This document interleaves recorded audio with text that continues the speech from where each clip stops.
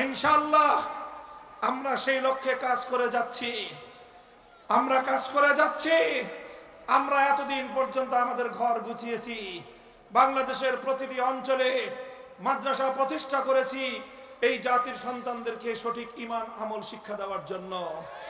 এরপরে আমরা স্কুলে যে সকল ছেলেমেয়েরা যায় সেই সকল স্কুলের ছেলে মেয়েদেরকেও 1 ঘন্টার জন্য বিভিন্ন স্কুলগামী বাচ্চাদের জন্য আফটার স্কুল মাকতাব নামে বিভিন্ন নামে আলেমরা সমস্ত স্কুলের বাচ্চাদেরকেও 1 ঘন্টা সময় নিয়ে তাদেরকে কোরআনের শিক্ষা দেওয়ার ব্যবস্থা করেছি। আমাদের ফান্ডামেন্টাল মৌলিক কাজ শেষ, এবার আমরা রাষ্ট্রের হিস্সা চাই। আগামীতে আমরা রাজনীতিতে আসতে চাই, বাংলাদেশের রাজনীতি নিয়ন্ত্রণ করতে চাই। হে আমার তাওহীদি জনতা, তোমরা আমাদেরকে সহযোগিতা করবে তো? ইনশাআল্লাহ তিতুমিরের বাংলাদেশ থেকে, শরীয়তুল্লাহর বাংলাদেশ থেকে বেইনসাফি, জুলুম, বৈষম্য ঝাঁটাপেটা করে বিদায় করা হবে। শরীফ ওসমান হাদিরা যে ইনসাফের জন্য রক্ত দিয়েছে, জীবন দিয়েছে, যদি আল কোরআনের ইনসাফ কায়েম করার জন্য শরীফ ওসমান হাদির মতো বুলেটের মুখে বুক পেতে দিতে হয়, মাথাকে বিদ্ধ করতে হয়, আল্লাহর কোরআন কায়েম করার জন্য, ইসলামের বিপ্লবের জন্য শাহাদাতের রক্ত দিতে কারা কারা প্রস্তুত থাকবা? হাত তুলে শপথ করো।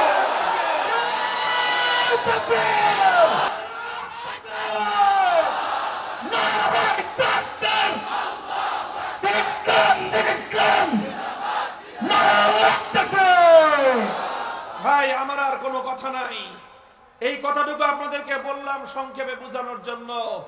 আমরা চাই, আমরা এই দেশ, এই বাংলাদেশ একদিনে গড়ে ওঠে নাই। এই বাংলাদেশ গড়ার পিছনে বহু লম্বা ইতিহাস, সেই ইতিহাস বলার সময় আমার নাই। সেই ইতিহাস হলো, এই বাংলাদেশটা গড়া হয়েছিল জুলুম এবং শোষণ থেকে মুক্তির জন্য। এই বাংলাদেশকে তৈরি করা হয়েছিল মুসলিম জাতিসত্তার বিকাশ সাধন করার জন্য। এই বাংলাদেশ তৈরি করা হয়েছিল কলকাতার দাদাবাবুদের আধিপত্য থেকে মুক্ত হওয়ার জন্য। এই বাংলাদেশ স্বাধীন করা হয়েছিল দিল্লির গোলামীর জিঞ্জির ছিন্ন করার জন্য। এই বাংলাদেশ জন্ম দেওয়া হয়েছিল সকল প্রকার জুলুম আর বৈষম্যের বিরুদ্ধে যুদ্ধ করার জন্য।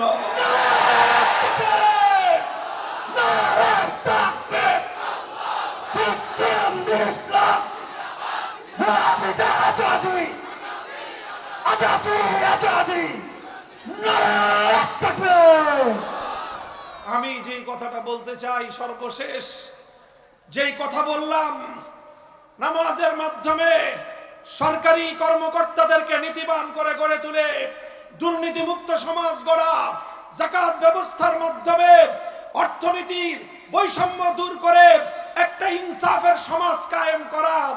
আমাদের বিপ্লবী শরীফ ওসমান হাদির জীবনের শেষ মুহূর্তের একটাই কথা ছিল, জুলুমের বিরুদ্ধে ইনসাফ প্রতিষ্ঠার লড়াই। হে আমার দেশপ্রেমিক তাওহীদি জনতা, আমি তোমাদেরকে বলতে চাই, এই ইনসাফের লড়াই যদি সত্যিকার অর্থে কামিয়াব করতে চাও, আল কোরআনের সমাজ গড়া ছাড়া বিকল্প কোনো রাস্তা নাই।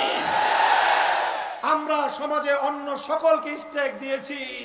সমাজে ডাক্তাররা সরকারের পার্ট হয়, ইঞ্জিনিয়াররা সরকারের পার্ট হয়, পলিটিশিয়ানরা সরকারের পার্ট হয়, অর্থনীতিবিদরা সরকারের পার্ট হয়, সকল প্রফেশনের লোকেরা সরকারের পার্ট হয়, শিল্পপতিরা সরকারের অংশীদার হয়।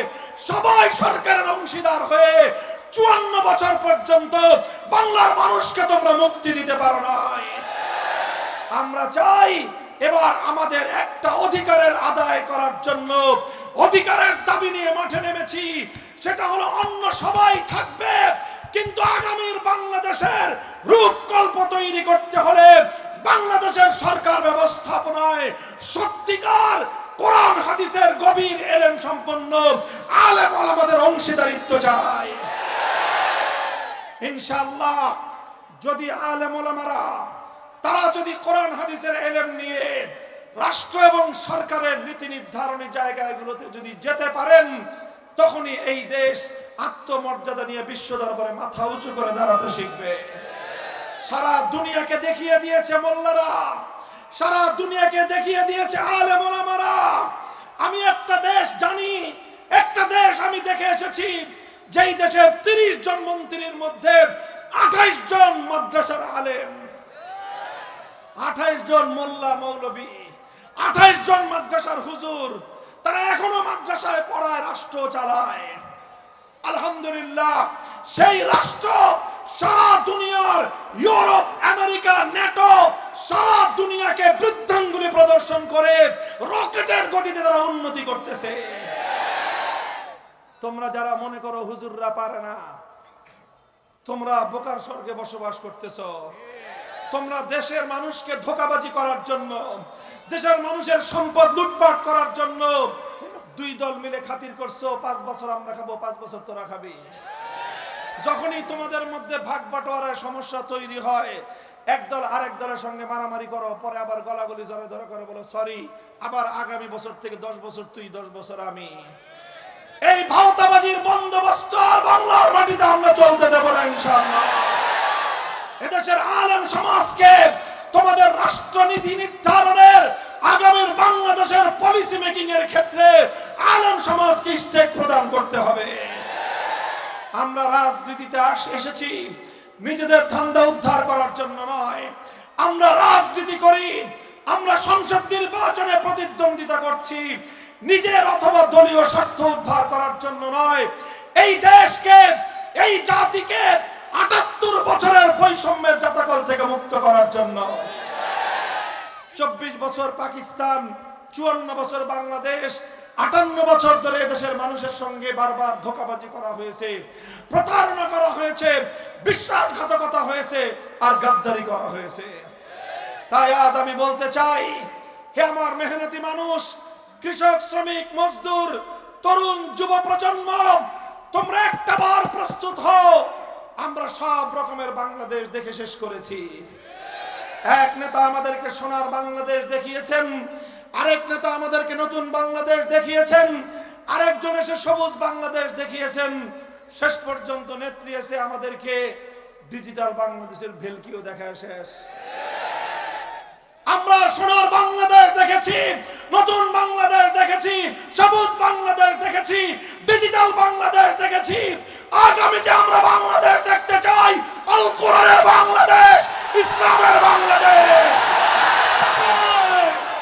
নারায়ে তাকবীর, আল্লাহু আকবার, আল কোরআনের আলো সংসদে চালো। নারায়ে তাকবীর। ইনশাআল্লাহ আমরা সেই লক্ষ্যে কাজ করে যাচ্ছি, আমরা কাজ করে যাচ্ছি। আমরা এতদিন পর্যন্ত আমাদের ঘর গুছিয়েছি, বাংলাদেশের প্রতিটি অঞ্চলে মাদ্রাসা প্রতিষ্ঠা করেছি এই জাতির সন্তানদেরকে সঠিক ঈমান আমল শিক্ষা দেওয়ার জন্য। এরপরে আমরা স্কুলে যে সকল ছেলেমেয়েরা যায়, সেই সকল স্কুলের ছেলেমেয়েদেরকেও 1 ঘন্টার জন্য বিভিন্ন স্কুলগামী বাচ্চাদের জন্য আফটার স্কুল মাকতাব নামে বিভিন্ন নামে আলেমরা সমস্ত স্কুলের বাচ্চাদেরকে 1 ঘন্টা সময় নিয়ে তাদেরকে কোরআনের শিক্ষা দেওয়ার ব্যবস্থা করেছি। আমাদের ফান্ডামেন্টাল মৌলিক কাজ শেষ, এবার আমরা রাষ্ট্রের হিস্সা চাই। আগামীতে আমরা রাজনীতিতে আসতে চাই, বাংলাদেশের রাজনীতি নিয়ন্ত্রণ করতে চাই। হে আমার তাওহীদি জনতা, তোমরা আমাদেরকে সহযোগিতা করবে তো ইনশাআল্লাহ? তিতুমিরের বাংলাদেশ থেকে, শরীয়তুল্লাহর বাংলাদেশ থেকে বেইনসাফি, জুলুম, বৈষম্য ঝাঁটাপেটা করে বিদায় করা হবে। শরীফ ওসমান হাদিরা যে ইনসাফের জন্য রক্ত দিয়েছে, জীবন দিয়েছে, যদি আল কোরআনের ইনসাফ কায়েম করার জন্য শরীফ ওসমান হাদির মতো বুলেটের মুখে বুক পেতে দিতে হয়, মাথাকে বিদ্ধ করতে হয়, আল্লাহর কোরআন কায়েম করার জন্য, ইসলামের বিপ্লবের জন্য শাহাদাতের রক্ত দিতে কারা কারা প্রস্তুত থাকবা? হাত তুলে শপথ করো।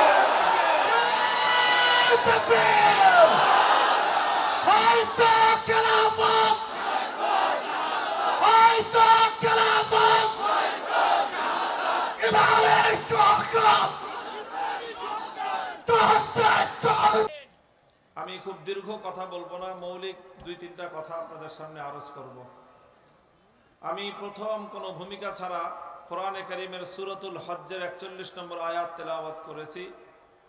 এই আয়াতের মধ্যে আল্লাহ পাক রব্বুল আলামিন খুব গুরুত্বপূর্ণ কিছু কথা বলেছেন, যেই কথাগুলো বর্তমান আমাদের এই সময়কার সাথে, চলমান এই সময়ের সাথে খুবই প্রাসঙ্গিক। বিষয় হলো যে আপনারা তো মোটামুটি স্লোগান দিলেন যে আগে তো আল কোরআনের আলো ঘরে ঘরে জ্বালো বলতো মানুষ, এখন আপনারা আলো জ্বালার কথা বললেই শুরু করেন সংসদে জ্বালো। তার মানে হলো এই সংসদ একটা প্রতীকী শব্দ, আসল কথা হলো আপনারা রাষ্ট্র ব্যবস্থা ইসলাম চান, এটা হলো মূল কথা। কথা ঠিক কিনা? মসজিদে ইসলাম আছে আলহামদুলিল্লাহ, মাদ্রাসায় ইসলাম আছে আলহামদুলিল্লাহ, এতিমখানায় ইসলাম আছে আলহামদুলিল্লাহ, কবরস্থানে ইসলাম আছে আলহামদুলিল্লাহ। কবরস্থানে ইসলাম আছে তো? কবরস্থানে একমাত্র যেটা পুরোপুরি ইসলাম আছে, ওখানে গিয়ে আর কোনো উত্তু চলে না। সবচেয়ে কাটটা বেঈমান যেটা, ওটারও বিসমিল্লাহ ওয়ালা মিল্লাতি রাসূলিল্লাহ বলে দাফন করে। সারা জীবন পর্দা করুক আর না করুক, মরার সময় যখন কাফন দাফন পরে তখন একদম মাথায় ঘোমটা টোমটা সব দিয়েই কবরে যায়। অর্থাৎ একমাত্র জায়গা এখন বাংলাদেশে কবরস্থান যেখানে 100% ইসলাম চলে। তো এই যে মসজিদ থেকে নিয়ে মাদ্রাসা, এতিমখানা থেকে নিয়ে কবরস্থান, সব জায়গায় তো আলহামদুলিল্লাহ ইসলাম চলে। এখন আমাদের পরবর্তী নেক্সট টার্গেট হলো যে আমরা বাংলাদেশের রাষ্ট্র ব্যবস্থায় ইসলাম কায়েম করতে চাই। কোনো রাগঢাক নাই, কোনো কম্প্রোমাইজ নাই, কোনো ধরনের কোনো কৌশল অবলম্বন করার কোনো বালাই নাই। দ্ব্যর্থহীন আমাদের বক্তব্য, আমাদের কার্যক্রমের চূড়ান্ত লক্ষ্য হলো বাংলাদেশের রাষ্ট্র ব্যবস্থায় আমরা ইসলামকে বিজয়ী আদর্শ হিসেবে প্রতিষ্ঠা করতে চাই। তো রাষ্ট্র ব্যবস্থায় যদি ইসলাম কায়েম হয়, যারা ঈমানদার তাদের হাতে যদি আল্লাহ পাক রাষ্ট্র ক্ষমতা দান করেন, তাহলে ঈমানদারদের কাজ কি হবে, ঈমানদাররা কি করবে? আমার তেলাওয়াতকৃত আয়াতের মধ্যে আল্লাহ পাক সেই কথাই আলোচনা করেছেন। আল্লাযীনা ইম্মাক্কান্নাহুম ফিল আরদি আকামুস সালাতা ওয়া আতাউয যাকাতা ওয়া আমারু বিল মারুফি ওয়া নাহাউ আনিল মুনকার ওয়ালিল্লাহি আকিবাতুল উমুর। আল্লাহ বলেন যে যারা ঈমানদার, ঈমানদারদের অনেকগুলি আলোচনা আল্লাহ ইতিপূর্বে করেছেন। শেষে আল্লাহ বলেন যে ঈমানদার তো তারাই যদি আমি সেই সকল ঈমানদারদেরকে ক্ষমতা প্রদান করি। তাহলে ঈমানদাররা ক্ষমতা পেয়ে কি করবে? আল্লাহ বলেন যে ঈমানদাররা ক্ষমতা পেয়ে অগ্রাধিকারের ভিত্তিতে সর্বপ্রথম 4টি কাজ করবে। কয় কাজ? ইসলামী সরকারের সর্বপ্রথম কাজ হলো 4টা। 1 নম্বর কাজ হলো আকামুস সালাত, তারা মুসলিম সমাজের মধ্যে নামাজ কায়েম করবে। 2 নম্বর কাজ হবে আতাউজ যাকাত, তারা মুসলিম সমাজের মধ্যে যাকাত ব্যবস্থা বাস্তবায়ন করবে। 3 নম্বর কাজ হবে তাদের আমারু বিল মারুফ, রাষ্ট্রের পক্ষ থেকে তারা সৎ কাজের সকল আদেশগুলো জারি করবে। 4 নম্বর কাজ হবে ওয়া নাহাউ আনিল মুনকার, সকল অন্যায় খোদাদ্রোহী পাপ কাজের প্রতি তারা নিষেধাজ্ঞা জারি করে সার্কুলার জারি করে দিবে। এই 4টা কাজ হলো প্রথম কাজ। আল্লাহ পাক রব্বুল আলামিনের পক্ষ থেকে যদি আল্লাহ পাক কোনো মুসলিম জনগোষ্ঠীকে, কোনো ঈমানদারকে যদি আল্লাহ পাক রাষ্ট্র ক্ষমতা প্রদান করেন। মুহতারাম হাজিরিন, আমি এখানে ছোট্ট করে 2টো কথা বলবো। প্রথম কথা হলো নামাজ এবং যাকাতের কথা সুনির্দিষ্টভাবে আল্লাহ পাক এই 2টি ইবাদতের কথা উল্লেখ করেছেন। আমাদের মধ্যে স্বাভাবিকভাবে ধারণা আছে যে যারা রাষ্ট্র পরিচালনা করে, সরকার পরিচালনা করে, সরকারের কাজ হলো রাস্তাঘাট নির্মাণ করা, সরকারের কাজ হলো ব্রিজ কালভার্ট নির্মাণ করা, সরকারের কাজ হলো দেশের মানুষের জীবনযাত্রার মান উন্নত করা, সরকারের কাজ হলো দেশের অর্থনৈতিক উন্নয়ন ঘটানো, সরকারের কাজ হলো কর্মক্ষেত্র তৈরি করা, সরকারের কাজ হলো কর্মসংস্থান তৈরি করা। এই জাতীয় কাজগুলোকেই আমরা সরকারের কাজ বলে মনে করি। কিন্তু আল্লাহ বলতেছেন যে সরকারের কাজ রাস্তাঘাট নির্মাণ করা ঠিক আছে, জনগণের কর্মসংস্থান তৈরি করা সরকারের দায়িত্ব, এটাও ঠিক আছে, ব্রিজ কালভার্ট নির্মাণ করা সরকারের দায়িত্ব, এটাও ঠিক আছে, দেশের জনগণের অর্থনৈতিক উন্নয়ন করা এটাও সরকারের দায়িত্ব, তাও ঠিক আছে। তবে সব দায়িত্বের আগে সরকারের প্রথম দায়িত্ব হলো মুসলিম সমাজের মধ্যে নামাজ কায়েম করা। কারণটা কি? নামাজ কায়েম করার এত গুরুত্বের কারণটা কি? দেখেন, নামাজ কায়েম করার গুরুত্বের কারণ আমি ইতিহাস থেকে বলি আপনাদের কাছে। খলিফাতুল মুসলিমিন ওমরে ফারুক রাদিয়াল্লাহু তাআলা আনহু নাম শুনেছেন? বিশ্ব ইতিহাসের অন্যতম সফল রাষ্ট্রনায়ক। সারা পৃথিবীর ইতিহাসের যদি 10 জন রাষ্ট্রনায়কের নাম লেখা হয় সফল, খলিফা ওমরের নাম বাদ দিয়ে 10টা নাম তালিকা জমা করা সম্ভব? খলিফা ওমর রাদিয়াল্লাহু আনহু ইতিহাসের অন্যতম সফল এবং সেরা রাষ্ট্রনায়ক। তিনি কিভাবে সফলতা অর্জন করেছিলেন, তিনি কিভাবে এরকম সাম্য, ইনসাফ, ন্যায়পরায়ণতার ভিত্তিতে একটা উন্নত খেলাফা রাষ্ট্র কিভাবে তিনি গঠন করেছিলেন, বুখারী শরীফের হাদিসের মধ্যে তার একটা নীতির কথা বর্ণনা হয়েছে যে খলিফা ওমর যেই সকল নীতির উপর রাষ্ট্রকে পরিচালনা করতেন তার একটা নীতি তিনি বর্ণনা করেছেন।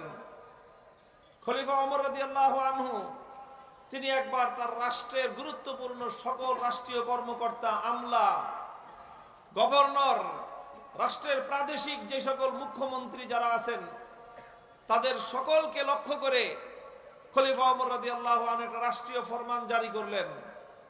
সেই রাষ্ট্রীয় ফরমানে খলিফা ওমর কি লিখলেন, বুখারী শরীফের হাদিসের মধ্যে তার ভাষ্য বর্ণিত হয়েছে। তিনি বললেন, ইন্না আহাম্মা উমুরিকুম ইনদি আস-সালাহ ফামান হাফিজাহা ফাহুয়া লিমা সিওয়াহা আহফাজ ওয়া মান দাইয়াহা ফাহুয়া লিমা সিওয়াহা আদিয়াউ। হে আমার রাষ্ট্রের গভর্নর, সরকারি আমলা, কর্মকর্তা, মন্ত্রী, মিনিস্টার যারা আছো, তোমরা শুনে রেখো, আমি খলিফা ওমর, আমার দৃষ্টিতে তোমাদের সবচেয়ে গুরুত্বপূর্ণ দায়িত্ব হলো ঠিকমতো নামাজ কায়েম করা। কারণ কি? তিনি সেটাও কারণ বললেন, ফামান হাফিজাহা ফাহুয়া লিমা সিওয়াহা আহফাজু। যেই সরকারি কর্মকর্তা, যেই সরকারি অফিসার, রাষ্ট্রের যে কর্মকর্তা ঠিকভাবে নামাজ কায়েম করবে, তাকে রাষ্ট্রের অন্য যে কোনো দায়িত্ব দেওয়া হবে সেই দায়িত্বটা সে আরো ভালোভাবে আদায় করতে পারবে। ওমান দাইয়াহা ফাহুয়া লিমা সিওয়াহা আদিয়াউ। আর রাষ্ট্রের যেই কর্মকর্তা নামাজকে ধ্বংস করবে, রাষ্ট্রের যেই কর্মকর্তা নামাজ কায়েম করার ক্ষেত্রে গাফলতি করবে, তাকে রাষ্ট্র এবং জনগণের যেই দায়িত্বই প্রদান করা হোক না কেন, সেই দায়িত্ব সে সুচারুরূপে আঞ্জাম দিতে পারবে না, বরং সেখানেই সে খেয়ানত করবে, সেটাকেই সে ধ্বংস করবে। যে আল্লাহর বিধান নামাজকে যে ধ্বংস করে, তাকে যদি ব্রিজ কালভার্ট বানানোর দায়িত্ব দেওয়া হয়, রডের বদলে সে বাঁশ দিবে। তাকে যদি রাস্তা নির্মাণ করার দায়িত্ব দেওয়া হয়, রাস্তার মধ্যে বিটুমিন আর আলকাতরার বদলে সে কেরোসিন তেল ঢালবে। তাকে যদি জনগণের মধ্যে গম বন্টন করার দায়িত্ব দেওয়া হয়, জনগণের গম চুরি করে সে খাবে। তাকে রাষ্ট্রের যেই দায়িত্বই প্রদান করা হবে, সেই দায়িত্বের মধ্যে জনগণের টাকা লুটপাট করবে, চুরি করবে, জুলুম করবে, বেইনসাফি করে দেশের জনগণের সম্পদ লুটপাট করে বিদেশে বেগম পাড়া করবে।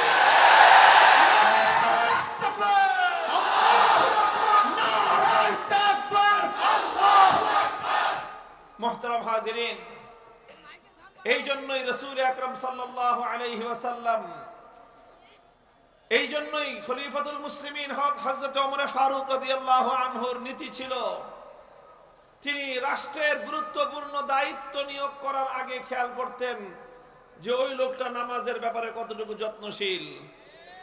ওনার নীতি ছিল যে নামাজের প্রতি যত্নশীল, রাষ্ট্রীয় দায়িত্ব পালন করার ক্ষেত্রে সে যত্নশীল হবে। যে নামাজের প্রতি যত্নশীল নয়, তার দ্বারা মুসলিম রাষ্ট্রের কোনোদিন কল্যাণ হতে পারে না। কারণ নামাজের দ্বারা যেই জিনিস হয়, আল্লাহর কোরআন বলেছে, ইন্নাস সালাতা তানহা আনিল ফাহশাই ওয়াল মুনকার, নামাজের দ্বারা, নামাজ মানুষকে অন্যায় এবং অশ্লীল কাজ থেকে বিরত রাখে। নামাজ মানুষকে পাপাচার থেকে বিরত রাখে।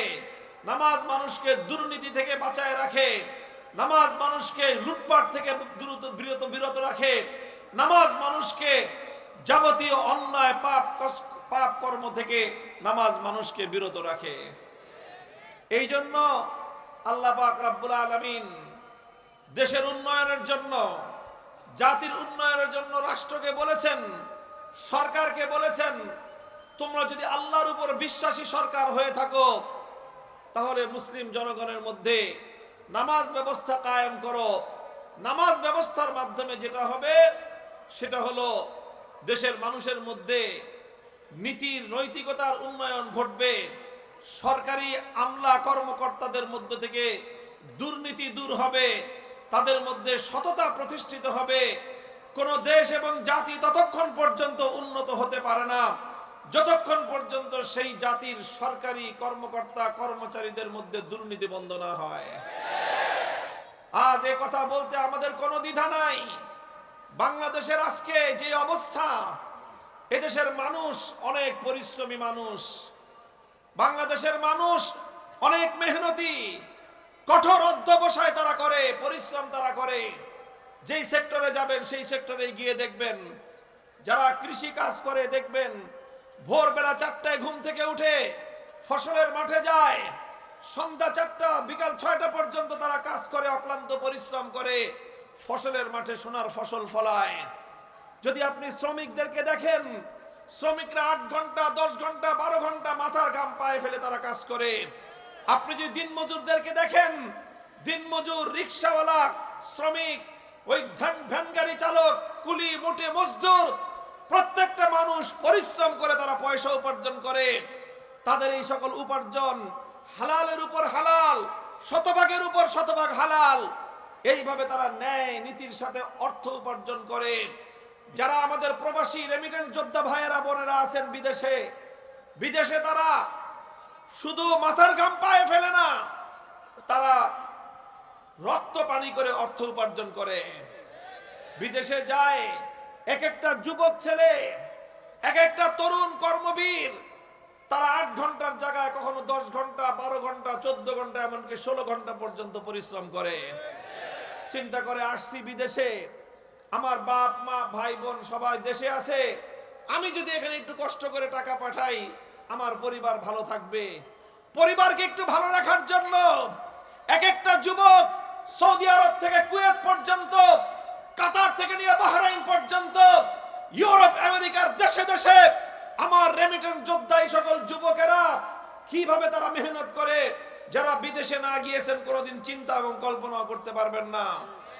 এইভাবে পরিশ্রম করে করে যেই টাকা উপার্জন করে, নিজে ভোগ বিলাসিতা করে না, নিজে আরামায়েশ করে না, নিজের রক্ত পানি করা পয়সা দেশের মানুষের জন্য পাঠায়, পরিবারের জন্য পাঠায়, দেশের উন্নয়নের জন্য টাকা পাঠায়। আর এই সব টাকাগুলো থেকে সরকারি কোষাগারে এই গরিব মানুষের টাকা থেকে ভ্যাট এবং ট্যাক্সের টাকা জমা হয় সরকারের কোষাগারে। আপনাদের অনেকের ধারণা যে সরকার চালায় বড় লোকরা, এই ধারণা আছে কারো? এটা সম্পূর্ণ ভুল ধারণা। বড় লোকরা সরকার চালায় না, শিল্পপতিরা সরকারকে ট্যাক্স দেয় না। খবর নিয়ে দেখবেন, আমি জানি, আমি অর্থনীতির ছাত্র, আমি জানি শিল্পপতিরা সিস্টেম জানে কতভাবে সরকারের ট্যাক্স ফাঁকি দিতে হয়।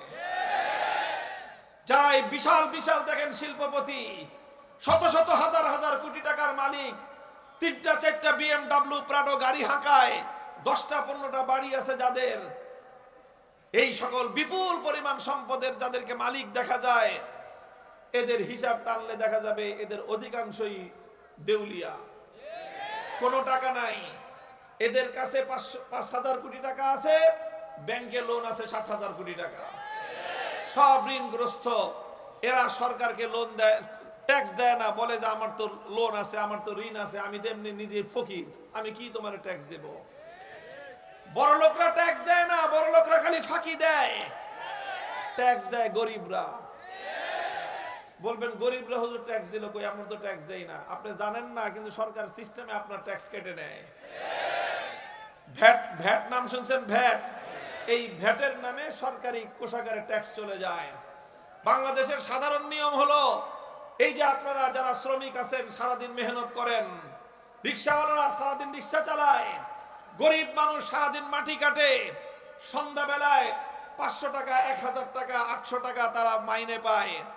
এটা নিয়ে বাজারে যায়, বাজারে গিয়ে 100 টাকার চাল ডাল, 200 টাকার তেল নুন পানি চিনি কিনলেন, 100 টাকার মাল কিনলেন, 100 টাকার পণ্য আপনি পাবেন না, আপনি মাল পাবেন 85 টাকার, আর 15 টাকা ভ্যাট। আপনারা গরিব মানুষ, ডাল কিনেছেন 100 টাকার, আপনার দাম লেখা আছে 100 টাকা, ওখানে দাম লেখা আছে 15% ভ্যাট। তার মানে আসলে আপনাকে দোকানদার ডাল দিতেছে 85 টাকার, বাকি 15 টাকা ভ্যাট কেটে নেওয়া হচ্ছে। এইভাবে গরিব মানুষ, মেহনতি মানুষ, কোটি কোটি মেহনতি মানুষের ওই ভ্যাটের টাকা দিয়ে সরকারের কোষাগারে জমা হয়। এইভাবে আমার দেশের কৃষকরা পরিশ্রম করে মাথার ঘাম পায়ে ফেলে খেতে সোনার ফসল ফলায়, কৃষকরা সেই ফসলের মূল্য পায় না। শ্রমিকরা মাথার ঘাম ঝরায়, তারা পরিশ্রম করে প্রোডাকশন করে, সেই প্রোডাকশনের পরে শ্রমিক তার ন্যায্য মূল্য, তার ন্যায্য ভাতা সে পায় না, ন্যায্য পারিশ্রমিক সে পায় না। শিল্পপতিরা 90 ভাগ মুনাফা খায়, 10 ভাগের টাকা দিয়ে শ্রমিকদেরকে তাদের মজুরি পরিশোধ করা হয়। এইভাবে প্রত্যেকটা সেক্টরে গরিবরা ফাঁকি দেয় না, বড় লোকরা ফাঁকি দেয়। আর এই সকল গরিবদের টাকা দিয়ে রাষ্ট্র এবং সরকারের কোষাগার জমা হয়। এরপরে সেই কোষাগারের টাকা দিয়ে কি হয়? এই যে আমাদের দেশের মানুষ দেশে এবং দেশের বাইরে যেই পরিমাণ শ্রম দেয়, যেই পরিমাণ টাকা উপার্জন করে, আর ওই টাকা দিয়ে নিজের জীবন উপকরণ কিনতে গিয়ে সরকারকে যেই পরিমাণ ভ্যাট দেয়, এই টাকাগুলো যদি চুরি আর দুর্নীতি লুটপাট না হতো, 30 বছর আগে বাংলাদেশ সিঙ্গাপুর থেকে উন্নত দেশ থাকতো। সিঙ্গাপুরের স্থানীয় মানুষ আমার বাংলাদেশের মানুষের মতো এত কষ্ট করে উপার্জন করে না, তাদের ব্যক্তিগত উপার্জন এত নাই। বাংলাদেশের মানুষ যেই পরিমাণ উপার্জন করে, আমার দেশের উন্নয়ন হয় না। কারণ একটাই, কারণ আমরা সকলে হাজার হাজার লক্ষ লক্ষ মানুষ ওই যে শতকরা 15 টাকা দিয়ে সরকারের কোষাগার ভরি, আমরা এদিক দিয়ে দেই, আমরা থলের মধ্যে ঢালতে থাকি। সোনার দল ওই থলের নিচে দিয়ে ফুটা করে রাখছে, সব টাকা পয়সা ওই ফুটা দিয়ে বেগম পাড়ায় চলে যায়। এই জন্য আল্লাহর কোরআন বলেছে, আল্লাহ বলেছেন সরকার প্রতিষ্ঠা করলে সর্বপ্রথম দুর্নীতির দুয়ার বন্ধ করো। দুর্নীতির দুয়ার যতদিন বন্ধ না করবা, ততদিন পর্যন্ত জাতি এবং রাষ্ট্রের উন্নতি হতে পারে না। ইন্নাস সালাতা তানহা আনিল ফাহশাই ওয়াল মুনকার। মুহতারাম হাজিরিন, এই জন্য আমি বললাম, আল্লাহ বলেছেন ইমানদারদেরকে ক্ষমতা দিলে তাদের সর্বপ্রথম কাজ হবে নামাজ কায়েম করা, তাদের 2 নম্বর কাজ হবে যাকাত বাস্তবায়ন করা। যাকাত বাস্তবায়ন করার অর্থ কি? যাকাত বাস্তবায়ন করার অর্থ হলো যাকাত ভিত্তিক অর্থনীতি সমাজের মধ্যে, যাকাত ভিত্তিক অর্থ ব্যবস্থা সমাজে বাস্তবায়ন করা। যাকাত ভিত্তিক অর্থ ব্যবস্থার অর্থ কি? আমি আল্লাহর কোরআন থেকে, নবীর হাদিস থেকে 2টো শব্দ বলবো। ইসলাম যে অর্থ ব্যবস্থা বাস্তবায়ন করতে বলেছে, সেই অর্থ ব্যবস্থার মূল কথাই হলো কাইলা ইয়াকুনা দুলাতাম বাইনাল আগনিয়া মিনকুম। দেশের মধ্যে এমন একটা অর্থ ব্যবস্থা, এমন একটা অর্থনৈতিক সিস্টেম কায়েম করতে হবে, সম্পদের মালিক যেন শুধুমাত্র বড় লোকরা না হয়। এই যে জুলাই বিপ্লব করেছেন আপনারা, কথা বলেন ঠিক কিনা? জুলাই বিপ্লবের মধ্যে শ্রমিকদের অবদানের কথা অনেকেই বলে না। আমরা জানি শ্রমিকদের অবদানটা কি ছিল। জুলাই বিপ্লব শুরু করেছে ছাত্ররা, জুলাই বিপ্লব শুরু করেছে ছাত্র জনতা।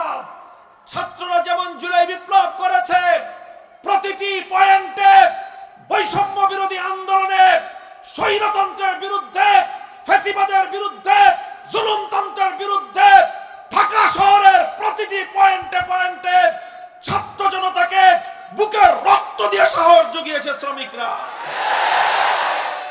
আপনি হিসাব করে দেখেন কতজন শ্রমিকের রক্ত গিয়েছে জুলাই বিপ্লবে। এই শ্রমিকরা রক্ত দিয়ে, জীবন দিয়ে বিপ্লব আনে।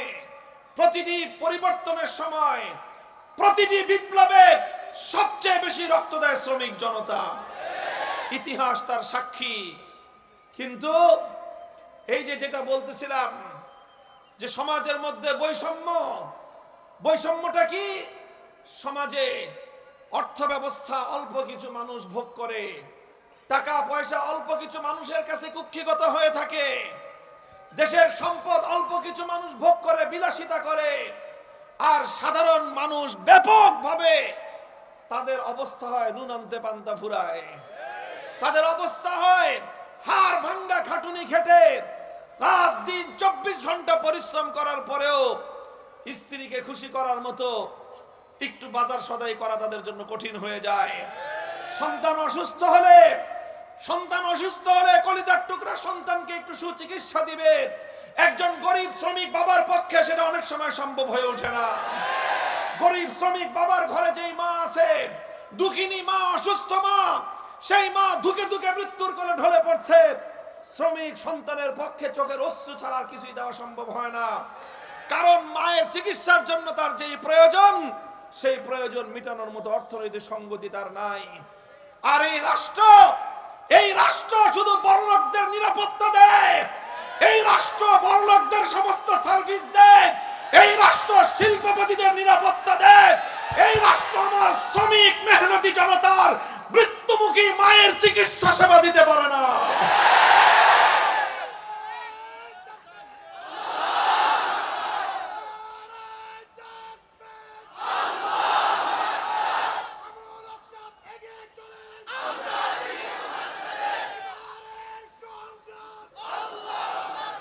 মুহতারাম হাজিরিন, এই জন্য ইসলাম বলেছে সমাজে এমন একটা অর্থ ব্যবস্থা কায়েম করতে হবে কাইলা ইয়াকুনা দুলাতান বাইনাল আগনিয়াই মিনকুম, যেন টাকা পয়সা সমাজে একটা নির্দিষ্ট বড়লোক শ্রেণীর হাতে কুক্ষিগত না হয়ে যায়।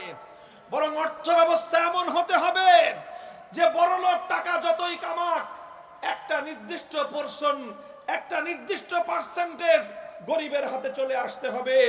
এই রকম অর্থ ব্যবস্থা যতদিন দেশে কায়েম না করা যাবে, ততদিন পর্যন্ত বৈষম্য সমাজ থেকে দূর হবে না। বৈষম্য দূর হবে কিভাবে? আল্লাহর নবী আরেক হাদিসের মধ্যে বলেছেন যাকাতের কথা, তুখাযু মিন আগনিয়াইহিম ওয়া তুরাদ্দু আলা ফুকারাইহিম। যাকাত ভিত্তিক অর্থ ব্যবস্থার মৌলিক বৈশিষ্ট্যই হলো এই, ধনীর কাছ থেকে, তার সম্পদের থেকে অতিরিক্ত যেই সম্পদ তার কাছে রয়েছে, তার প্রয়োজনের চেয়ে অতিরিক্ত সম্পদ তার কাছ থেকে নিয়ে, যেই গরিবের নিত্য প্রয়োজন পূরণ হয় না, যেই গরিবের সন্তানের খাবার আহার জুটে না, যেই গরিবের দুঃখিনী মায়ের চিকিৎসার ব্যবস্থা হয় না, যেই দরিদ্রের স্ত্রীর, তার গর্ভবতী স্ত্রীর নিরাপদ প্রসবের ব্যবস্থা হয় না, যেই গরিবের সন্তান চিকিৎসার অভাবে ধুকে ধুকে মরতেছে, বড় লোকের বিলাসী গাড়ি বাজেয়াপ্ত করে সেই টাকা দিয়ে গরিবের নিত্য প্রয়োজনের, তার জীবন ধারণের প্রয়োজন পূরণ করা রাষ্ট্রের দায়িত্ব। আমার রাষ্ট্রের যে অবস্থা, বড় লোকদের কাছ থেকে এই সকল বিলাসী দ্রব্য এগুলোকে বাজেয়াপ্ত করা লাগবে না, শুধুমাত্র গরিবের কাছ থেকে যে ট্যাক্স গুলো নেওয়া হয়, যে ভ্যাট গুলো নেওয়া হয়, এগুলো যদি এই সমাজপতিরা চুরি করে না খেত, দুর্নীতি আর লুটপাট না করত, বরং এই টাকাগুলো দিয়ে যদি দেশের জনগণের জন্য, গরিব দুঃখী সাধারণ মানুষের জন্য তাদের চিকিৎসার ব্যবস্থা করত, তাদের প্রয়োজনীয় নিত্য প্রয়োজন পূরণের ব্যবস্থা করত, তাহলে এই দেশের সাধারণ নাগরিকরা এখন চিকিৎসাহীন ভাবে মারা যেত না। আমাদেরকে শুধুমাত্র উন্নয়নের গাল গল্প শোনানো হয়। উন্নয়নের গাল গল্প কিরকম? আমাদেরকে হিসাবের মার পেছে বুঝ দেওয়া হয়। হিসাবের মার পেছে একটা আপনাদেরকে ছোট্ট করে বুঝাই, এটাই আমার আলোচনার শেষ টপিক। এরপরে আমি আমার কনক্লুশন এবং পরিসমাপ্তির দিকে যাব। হিসাবের মার পেছ হলো, দেখেন বাংলাদেশের সবচেয়ে সর্বশেষ যে অর্থ বছর 2024-25 অর্থ বছরে বাংলাদেশের মানুষের মাথাপিছু আয়, পার ক্যাপিটা ইনকাম, মাথাপিছু আয় বুঝেন, মানে গড় আয় সবার গড় আয় কত জানেন? বাংলাদেশের নাগরিকদের গড় আয় হলো $2,820। বাংলাদেশি টাকায় হয় প্রায় 3,40,000 টাকা। বার্ষিক আয় 3,40,000 টাকা। তো বার্ষিক যদি 3,40,000 টাকা আয় হইতে হয়, তো ধরে নেন আপনার পরিবারে যদি 4 জন সদস্য থাকেন, 4 জন, আপনি, আপনার স্ত্রী, আপনার একটা ছেলে আর একটা মেয়ে, 4 জন সদস্য যদি হয়, তাহলে বাংলাদেশে এক একটা পরিবার পিছু, যেই পরিবারের 4 জন সদস্য আছে, সেই পরিবারের মাসিক আয় আছে 14 লক্ষ টাকা। বার্ষিক আয় যদি 14 লক্ষ টাকা হয়, তাহলে মাসিক আয় হওয়া লাগে কত? 1,20,000 টাকা করে। আমি আপনাদেরকে এই বিশাল মজমার মধ্যে জিজ্ঞাসা করতে চাই, হাজার হাজার মানুষ, আপনাদের কয়জনের এরকম মাসিক 1,20,000 টাকা ইনকাম আছে? হাত উঠান দেখি। এই যে হাজার হাজার মানুষ, লক্ষ লক্ষ মানুষ, এদের কারো কিন্তু 1,20,000 টাকা মাসে ইনকাম নাই। তাহলে গড়ে 18 কোটি মানুষের ইনকাম, গড়ে 18 কোটি মানুষের বার্ষিক ইনকাম 3,40,000 কিভাবে হলো? একটা গল্প শোনাই আপনাদেরকে। এক বেটা গেছে খাল পার হইতে। খাল পার হওয়ার সময় একজনকে, কৃষককে জিজ্ঞাসা করছে, এই বেটা, এই খাল যে পার হব, এই খাল পার হইতে আমার ঠাই হবে? কয় না, না ঠাই হবে না, খালের মাঝখানে অনেক পানি।